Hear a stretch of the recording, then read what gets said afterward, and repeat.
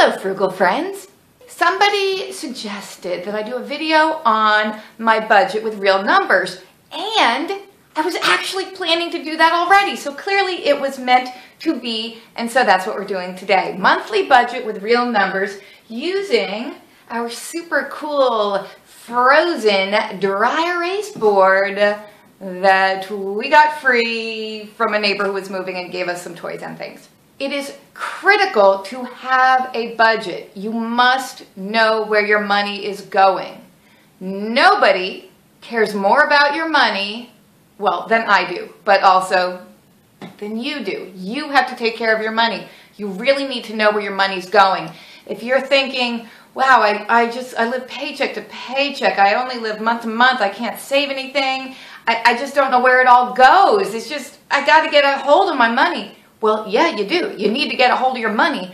Write down where your money's going. And then you can come up with a plan to pay off debt and get money into savings and get things under control. But you have to know where your money's going in the first place. All right, so here is our monthly budget. After our mortgage is paid, which includes our property taxes and homeowners insurance, we are left with $2,000 a month to deal with everything else. $2,000. All right, before anything is spent, before anything is paid for, $600 goes into savings. You have to pay yourself, i.e. save, before you pay anybody else, even if what you can afford to put into savings is only $5. Do that. You have to get in the habit of starting to save every month. You have to. Now, I am able to save that $600 without even thinking about it, because when I get paid and my salary is direct deposited into my bank account, when I write down the amount in my check register, I write down $300 less than I'm actually getting. And then the $300 bi-weekly is on average $600 a month. So I don't ever have to really think about saving. It's just there because I'm working with that lower number in the first place. Okay, so for example, if my paycheck is $1,000, I'm writing in my check register that I just deposited $700. So there's this extra $300 that's just hiding away in this little magical savings slush fund. I know it's there, so I know I'm not going to be bouncing checks and that sort of thing, but I don't spend it. I live on the amount that I wrote down. See what I'm saying? Then at the end of the calendar year, I tend to reconcile everything and see how much extra is really in that account versus what my check register says. And basically saving $300 out of every bi-weekly paycheck, that's 26 pay periods in the year. So at the end of the year, 26 pay periods times $300 comes to $7,800 that just got saved without me having to worry about it. Like I said, if you can only put $5 in, $10, $50, whatever, just do it. Just start to get in the habit of saving.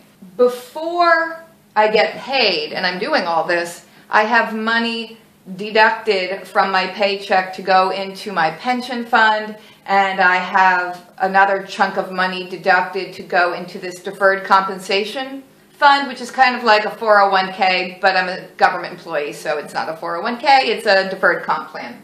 So that's before this even happens. We're basically left with $1,400 a month to live on. How do we budget it?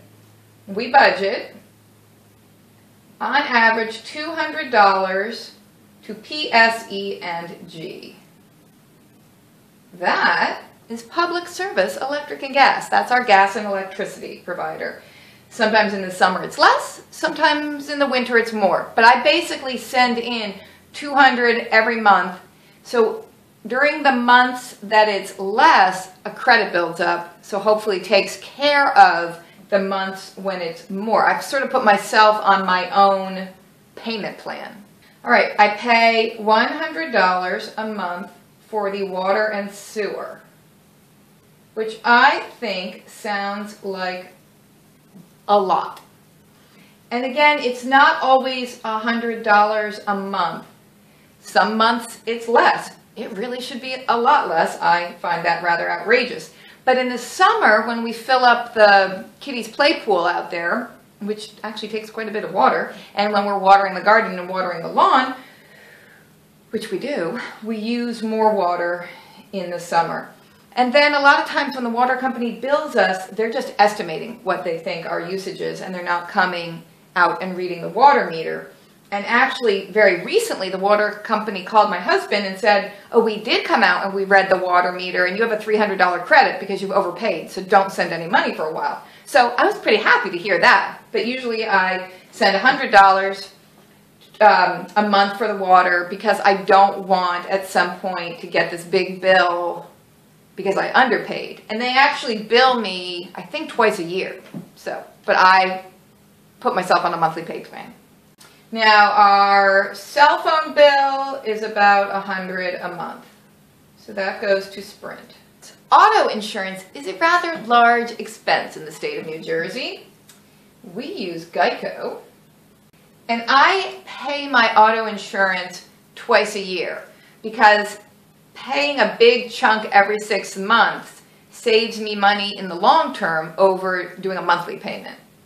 But it's a big chunk of money, so I set money aside every month into this little sinking fund savings account I have to be used to pay the auto insurance bill every 6 months when it comes due. So I have to put aside $300 a month for auto insurance. So from our original $2,000, we put $600 into savings, which left us with $1,400. Now we have taken away another $700. Which leaves us with $700. So on average now, I would say I spend $40 a week on gasoline. So that's going to be $160 a month. All right, I would say minimally I spend $200 a month on my American Express card because I have certain things that are billed to that automatically, like my Netflix, like my Easy Pass, like my cable bill, which is not cable because we don't have cable, but it's our internet service. So $200 for that. And I pay $80 a month for my life insurance. That just automatically gets deducted out of my checking account. So now, out of our $1,400, I have spent $1,140 for these basic expenses. So that leaves me with $260 left for everything else in the course of a month. $260 left. That's the magic number to live on for everything else, all discretionary spending. So what comes out of that $260? Well, anything that we buy at Aldi or CVS or the grocery store or Walmart or whatever. So that's food for the people, food for the animals, cat litter, cleaning products, toilet paper, personal care products, lotion, Band-Aids, toothpaste, all of that. And that's where couponing and dumpster diving come in very handy, because I do not believe we could stick to this budget if it wasn't for the free stuff we get, dumpster diving and couponing. I have a very significant stockpile from couponing of things I have gotten free, such as laundry detergent, toothpaste, deodorant, razors, shampoo, conditioner, body wash, panty liners, other feminine products, some over-the-counter medications, stuff like that. You know, from our dumpster diving videos, we get tons and tons and tons of free, wonderful food. A lot of wonderful fresh fruits and vegetables, as well as meat that Frugal Daddy eats and that we cook up for the pets. Our pets are very spoiled right now. They have been eating real fish and hamburger meat and turkey and chicken and all sorts of things lately. They're very, very spoiled. So the free stuff allows us to not have to buy that much at the grocery store. Because I think a lot of people might say $260 a month just for groceries wouldn't be enough. And it might not. So out of this $260, whatever we purchase at the grocery store gets covered, plus whatever other expenses come up. So if there are doctor's visits that require a copay, that's a $15 copay. If we have a birthday party to go to, because the girls are of an age where they're going to birthday parties now, so we have to get the birthday present.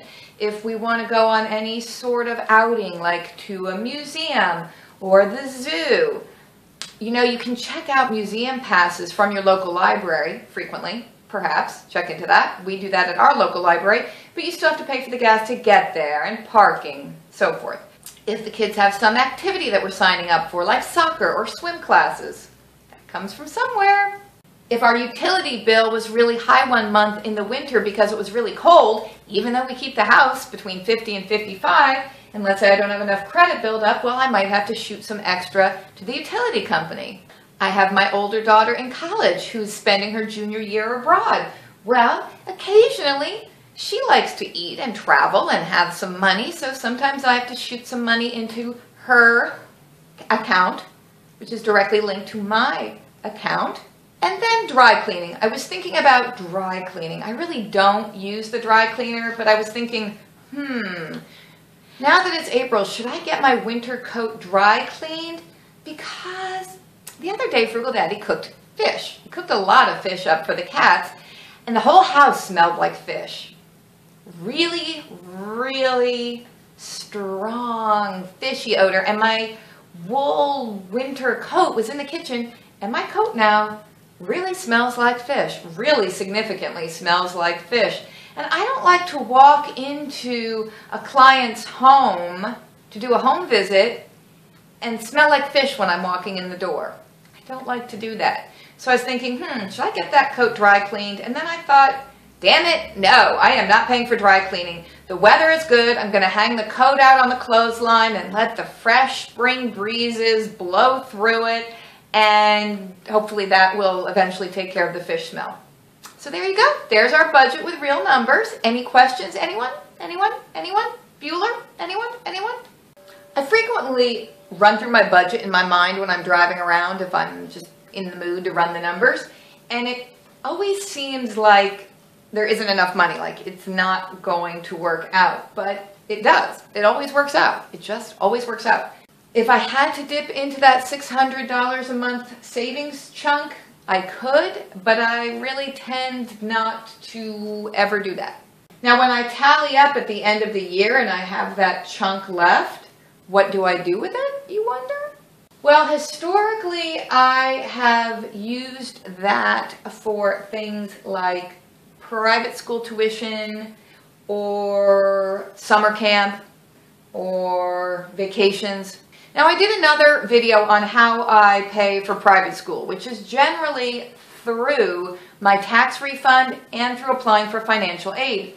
And someone made this comment, which I thought was kind of weird and I didn't really understand, but the comment was along the lines of, well, why doesn't Frugal Daddy get a job so you can pay for your own kids to go to school? Who do you think pays for that financial aid? That's from the taxpayers. And I was like, what are you talking about? Private schools are independent of the government in the United States. No taxpayer money goes to private schools. None at all. Taxpayer money goes to the public schools. I pay my taxes. I'm paying for my local public school, which I am not using. In addition, I am paying for the private school.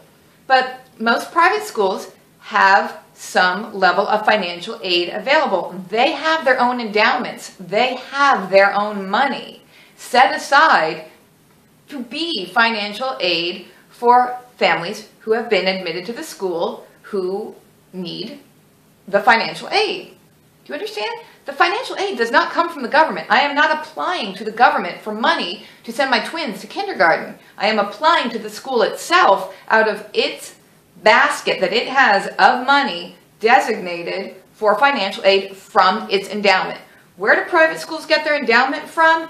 Well, they tend to have some successful graduates who contribute money back to the school and then they invest it wisely. It is up to them to invest the money so that endowment is always there to provide financial aid for the students. That's what it's for. So if the tax refund itself wasn't enough to cover the tuition, I would have this extra money. When my older daughter was growing up and it was just me raising her as a single mother, I had to have her in some kind of summer camp program because I work full-time and she needed to be doing something in the summer, and a lot of times that would pay for summer camp, which is not cheap. So feel free to ask any questions. We're obviously an open book to you all.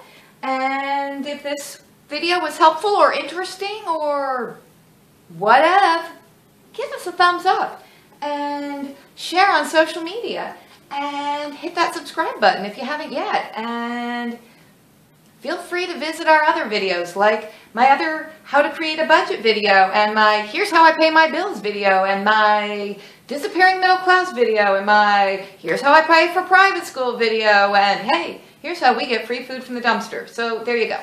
A wealth of information for you. That is what I'm here to provide. Have a great day, everybody. Do your budget.